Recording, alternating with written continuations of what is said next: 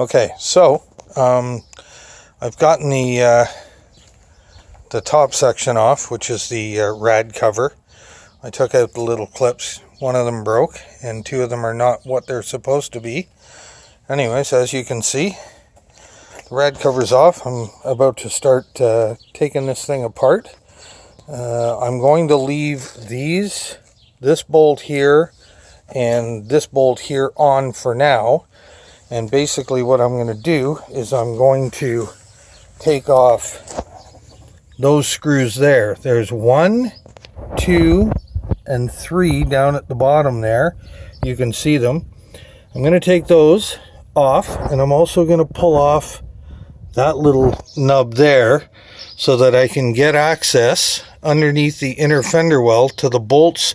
You can barely see one right in there to take off the front bumper. And then I'm going to have to change some brackets and stuff, which I have, and the front isolators, which I've ordered, which I have from the States. I don't have all of the little clips and everything right now. All the wiring for the fog lights, because as you can see here, there are no fog lights on my bumper. It's a V6. But as you can tell right here, these are this is the Shelby front end, and there's the fog light there and the fog light there. So I'm going to go ahead and do that, and I will, once I've removed the front bumper, I will be back.